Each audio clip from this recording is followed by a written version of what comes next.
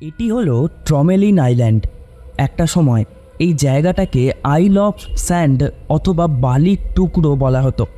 আর এই গল্পটা সেই 160 জন অসহায় মালাগাসি লোকেদের যারা 15টা বছর এই বালির আইল্যান্ডে জীবনের সাথে লড়াই করে বেঁচেছিল।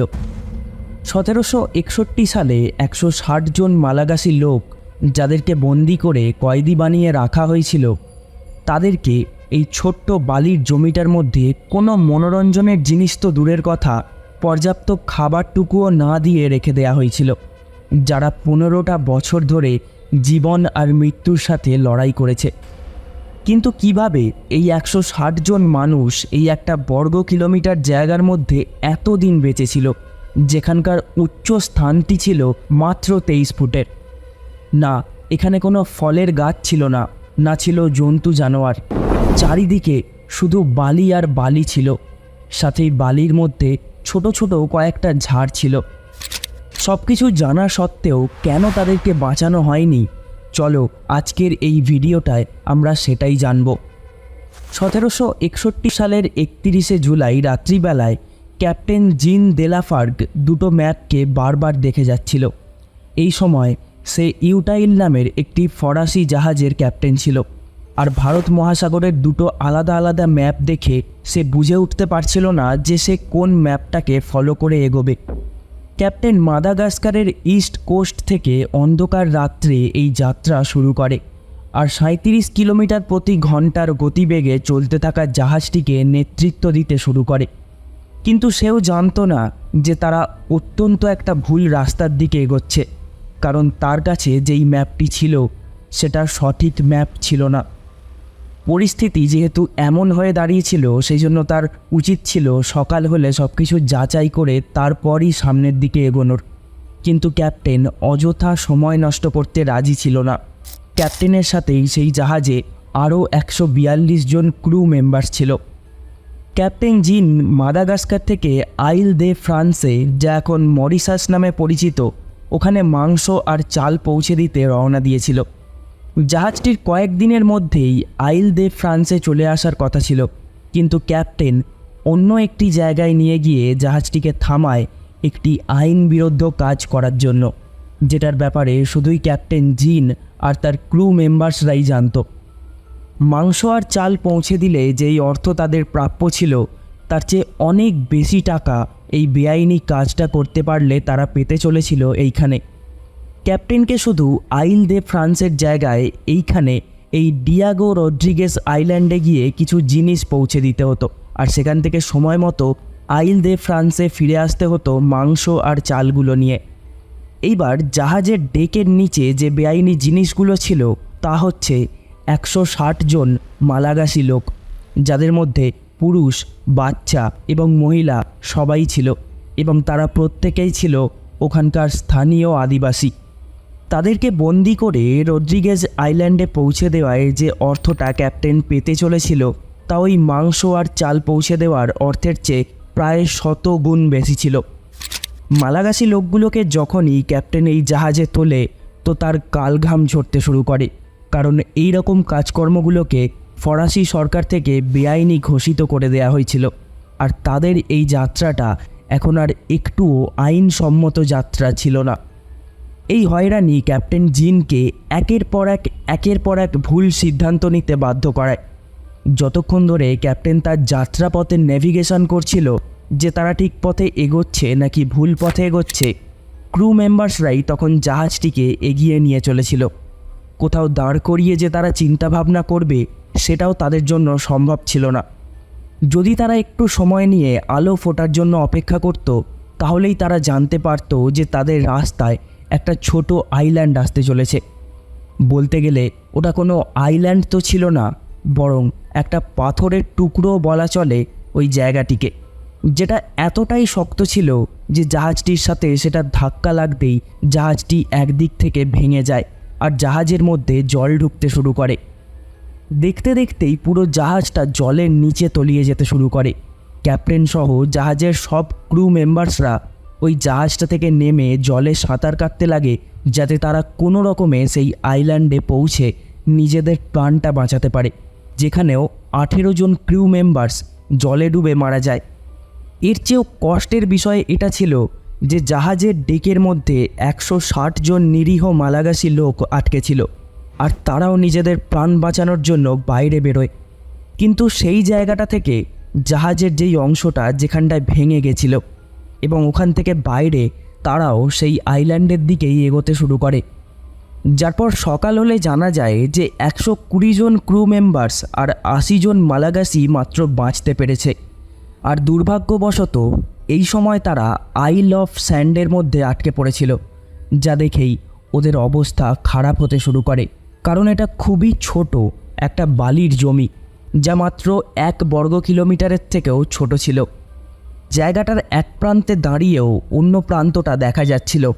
জায়গাটার সবচেয়ে উঁচু স্থান ছিল মাত্র 23 ফুট উঁচু একটা জায়গা, যেখানে দাঁড়িয়েও দূরে কিছু আসছে কিনা দেখা সম্ভব হচ্ছিল না। মানুষের আটকা পড়ার জন্য আইল অফ স্যান্ড দুনিয়ার সবচেয়ে খারাপ জায়গাগুলোর মধ্যে অন্যতম একটা জায়গা ছিল। ফ্রান্স এই জায়গাটাকে 1720 সালে খুঁজে পেয়েছিল। জায়গাটা নর্থ অফ রিইউনিয়ন আইল্যান্ডের 300 মাইল দূরে এবং ইস্ট মাদাগাস্কারের 280 মাইল দূরে, অথবা ভারত মহাসাগরের বিক্ষিপ্ত দ্বীপপুঞ্জগুলোর মধ্যেই অবস্থিত। এই আইল্যান্ড অতীতে একটা আগ্নেয়গিরি ছিল, যা মিলিয়ন বছর ধরে প্রক্রিয়া করতে থাকে এবং পরে জলস্তর বাড়তে থাকার কারণে জায়গাটা জলের নিচে তলিয়ে যায়। আইল অফ স্যান্ডে যদি কিছু থাকে তা হচ্ছে শুধুই বালি আর কিছু কিছু জায়গায় ছোট ছোট ঘাস। এগুলো ছাড়া আর কিচ্ছু না। নাই কোনো ফলের গাছ, নাই কোনো জন্তু জানোয়ার, নাই কোনো পাখি, কিছুই ছিল না সেখানে। জায়গাটার আশপাশে মাছেদের আনাগোনা ছিল ঠিকই, তবে প্রচুর বালি থাকার কারণে মাছ ধরাটাও অতটা সহজ বিষয় ছিল না। এই আইল্যান্ডে একটাই ভালো লক্ষণ দেখা যাচ্ছিল যে এই আইল্যান্ডের কিছু কিছু জায়গায় কিছু সি বার্ডস দেখা যাচ্ছিল এবং কিছু সবুজ কচ্ছপ। এই আইল্যান্ডটা নিরক্ষরেখার দক্ষিণে ছিল, সেই জন্য জায়গাটা মারাত্মক গরম থাকতো। সাথেই এখানে কোনো গাছ বা কিছুর ছাওয়াও পড়তো না, যে কারণে সারা বছর এই আইল্যান্ডের তাপমাত্রা উপরের দিকেই থাকতো। শুধুমাত্র জুলাই আর আগস্ট মাসে এখানকার তাপমাত্রা কিছুটা কমতো বৃষ্টির কারণে। বাকি 10টা মাস সূর্যের তাপে জ্বলতে থাকতো এই আইল্যান্ডটা ছোট এবং এখানে কোনো ধরনের কোনো সুবিধা না থাকার কারণে এখানে বিশ্রাম নেওয়াটাও অসম্ভব ছিল। ভয়ঙ্কর ঘূর্ণিঝড় এবং গ্রীষ্মমণ্ডলীয় ঝড়ের কারণে বৃষ্টি হয়েই যেত এখানে। সাথেই সবচেয়ে বড় সমস্যা ছিল পানীয় জল, কারণ সমুদ্রের জল তো পান করার মতন ছিল না। আইল্যান্ডে এসেই ক্যাপ্টেন জিন এইবার পাগলের মতন আচরণ করতে শুরু করে, যেটার সবচেয়ে বড় কারণ ছিল মালাগাসি লোকগুলোকে বেআইনিভাবে পাচার করা। কিছু লোকের থেকে তো সে নিজেকে সরিয়ে নিয়েছিল, কিন্তু এখনও কিছু লোক তার পিছনেই পড়েছিল। এখন নাই সে কোনো অর্থ পেত, আর নাই সে নিজের এরকম নোংরা কর্মকে দুনিয়ার সামনে লুকিয়ে রাখতে পারত। এর থেকেও বড় সমস্যা ছিল যে কেউ এখন তাদেরকে উদ্ধার করতে আসবে কি না। ক্যাপ্টেনের এরকম পাগলামি দেখে সবাই তাকে তার ক্যাপ্টেন পদ থেকে সরিয়ে দেয়। পরবর্তী সময়ে সেই জাহাজের প্রথম লেফটেন্যান্ট বার্থেলেমি ক্যাস্টেলান ডু ভার্নেটকেই কমান্ড সামলানোর দায়ভার দেওয়া হয় এবং তারা বাঁচার জন্য আপ্রাণ চেষ্টা করতে থাকে। আইল্যান্ডে যা কিছু ছিল সেই সব জোগাড় করা শুরু হয়। কিছু লোক সাঁতার কেটে কেটে ভাঙা জাহাজটা থেকে জিনিসপত্র তুলে আনতে থাকে, আর এইভাবেই ধীরে ধীরে তারা বেশ কিছু খাবার জিনিস এবং থাকার জন্য আসবাবপত্র জোগাড় করে ফেলে। তবে পান করার মতো জলের সমস্যাটা এখনও একভাবে এত লোককে হয়রান করে ছাড়ছিল। ক্রু মেম্বার্সরাই পুরো দায়িত্ব নিজেদের কাঁধে রেখে দিয়েছিল। মালাগাসিরা যেহেতু অসহায় এবং বোকা ছিল, সেজন্য তাদেরকে কম কম করে খাবার দেয়া হতো, যার ফলে 8 জন মালাগাসি প্রথম কিছুদিনের মধ্যেই মারা যায়। এইবার 8 জন ওইভাবে মারা যাওয়ার পর ক্যাপ্টেনের তাদের ওপর দরদ হয়, আর সে তাদেরকে একটা কুয়ো খুঁড়তে বলে যাতে পান করার মতন জল পাওয়া যায়। এত পরিশ্রম করার পরেও জাহাজের ক্রু মেম্বার্সরা ওই মালাগাসি লোকগুলোকে তেমন গুরুত্ব দিত না।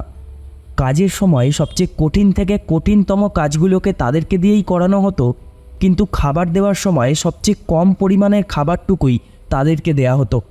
এমনকি ক্রু মেম্বার্সরা মালাগাসিদেরকে নিজেদের থেকে আলাদা করে আইল্যান্ডের অন্য প্রান্তে থাকার জন্য বলে, আর তাদের দিকে আসতেই বারণ করে দেয়।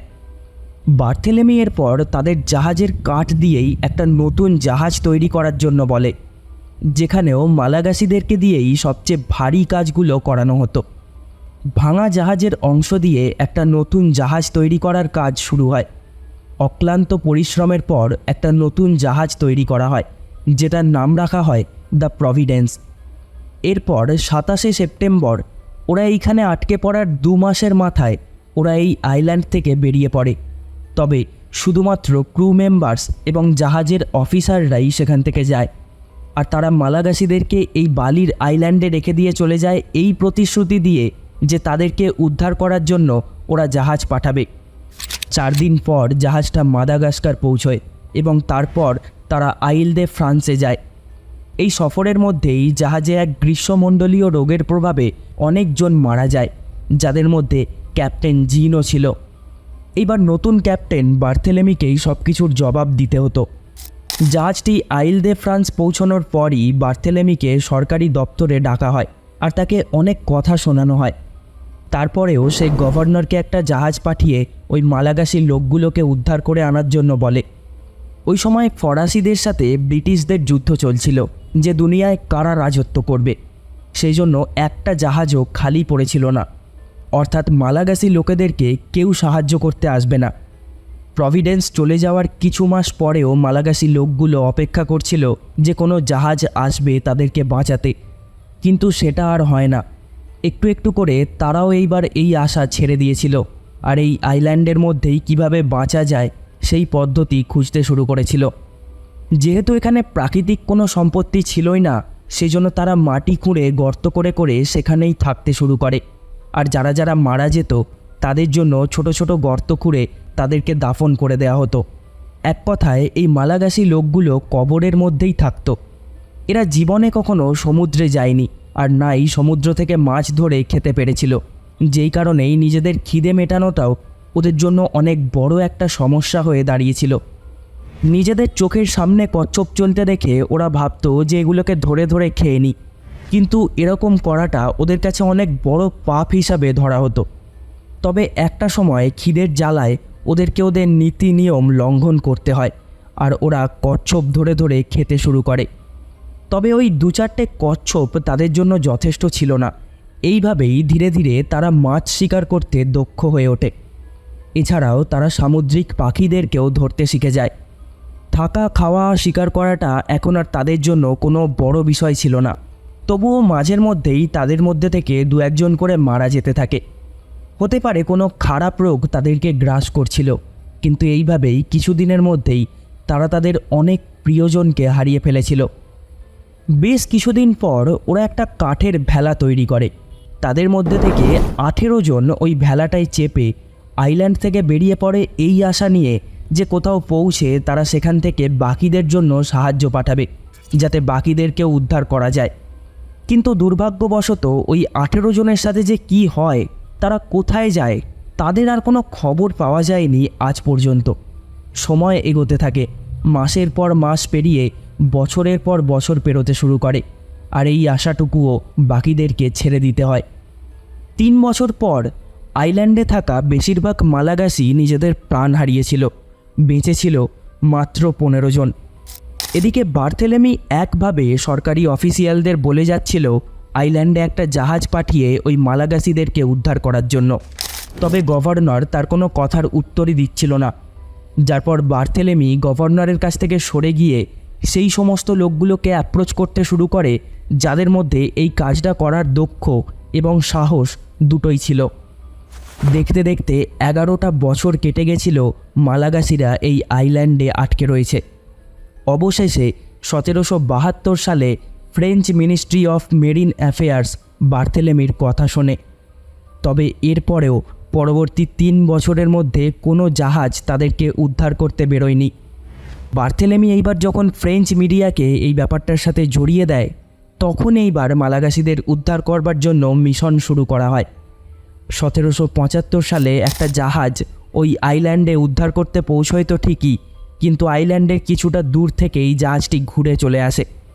তার আরও 1 বছর পর আরও একবার প্রচেষ্টা করা হয়। এইবারে জাহাজটিকে অন্য একটি দিক দিয়ে নিয়ে যাওয়া হয়, নইলে ছোট ছোট পাথরের কারণে জাহাজগুলো আইল্যান্ড অবধি পৌঁছতে পারছিল না। যার পর এক জায়গায় জাহাজটিকে দাঁড় করানো হয়, আর ক্রু থেকে একটা ছোট নৌকা জলে নামিয়ে দেয় এবং তাতে করে মাত্র 2 জন ওই নৌকাটা করে আইল্যান্ডের দিকে রওনা দেয়। কিন্তু হঠাৎই সেখানে বিশাল বড় ঝড় ওঠে, আর সেই নৌকাটাও পাথরের সাথে ধাক্কা লেগে ভেঙে যায়। দুজনেই জলে পড়ে যায়, যার মধ্যে একজন আইল্যান্ডের দিকে এগোয় আর একজন জাহাজের দিকে। সাথেই জাহাজটাও নোঙরটা উঠিয়ে নিয়ে সবাইকে সেখানে ফেলে রেখে দিয়েই সেখান থেকে পালিয়ে আসে। এইবার সেই ক্রু মেম্বারটাও মালাগাসিদের মতোই একজন হয়ে যায়, আর সেও এইবার মালাগাসিদের সাথে মিলে একটা বড় কাঠের ভেলা তৈরি করবার কাজ শুরু করে। এই ভেলাটার মধ্যে তারা সি বার্ডদের পালক ব্যবহার করে।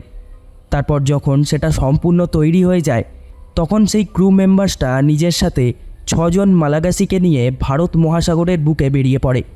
কিন্তু এরপরেও আর জানা যায়নি যে এই 6 জনের সাথেও ঠিক কী হয়েছিল।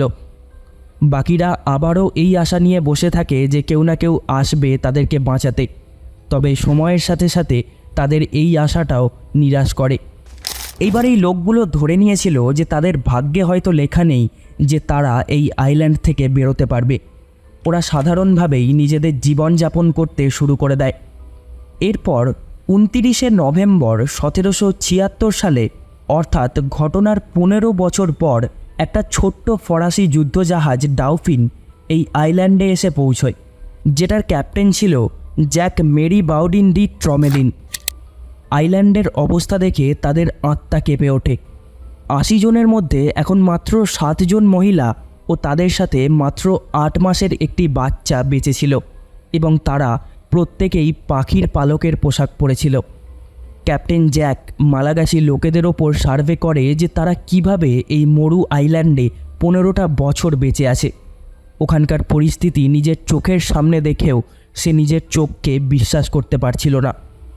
ওখানে বেশ কিছু ছোট ছোট ঘর ছিল, যেগুলো নুড়ি পাথর দিয়ে তৈরি করা হয়েছিল। ওখানে একটা ওভেন তৈরি করা ছিল। ওরা একটা শেড বানিয়েছিল যেখানেই ওরা খাবার স্টোর করে রাখত। সাথেই একটা ছোট টাওয়ার মতো বানিয়েছিল যেখান থেকে সমুদ্রে নজর রাখা হতো। ক্যাপ্টেন তাদেরকে জাহাজে ওঠায়। 15টা বছর পর তাদের ভাগ্য তাদেরকে একটা জাহাজে তোলে। ওই 7 জন মহিলাকে আইল দে ফ্রান্সের ওই সময়কার নতুন গভর্নরের তরফ থেকে সেখানে স্বাগত জানানো হয় এবং তাদেরকে মুক্ত করে দেওয়া হয়। যার পর তাদেরকে আবারও মাদাগাস্কারে পাঠানোর জন্য বন্দোবস্ত করা শুরু হয়। তবে তারা সেখানে যেতে রাজি হয় না। হয়তো তারা আবারও সমুদ্রে যেতে ভয় পাচ্ছিল, বা এর পিছনে অন্য কোনো কারণও থাকতে পারে। তবে গভর্নর তাদের এই ইচ্ছেটাকেও মেনে নেয় আর তাদেরকে ফ্রান্সের নাগরিকত্ব দিয়ে দেয়। 8 মাসের বাচ্চাটাকে এবং ওর মাটাকে গভর্নর হাউসেই রেখে দেওয়া হয় এবং তাদের নতুন করে নামকরণ করা হয়। তবে ইতিহাসের কোনো পাতায় লেখা নেই যে তাদের সাথে ঠিক কী ঘটেছিল। মিশনে সফল হওয়ার কারণে ওই আইল্যান্ডের নাম ক্যাপ্টেন জ্যাকের নামেই ট্রমেলিন আইল্যান্ড রাখা হয়, আর আজও ওই আইল্যান্ড সেই নামেই রয়েছে। 300 বছর পর আজ সেই জায়গাটা একটা গুরুত্বপূর্ণ আর্কিওলজিক্যাল জায়গায় পরিণত হয়েছে, যেখানে 2006 সাল থেকে আজ অবধি 4টি বড় বড় এক্সপিডিশন করা হয়েছে যে কিভাবে ওই লোকগুলো 15টা বছর বেঁচে ছিল।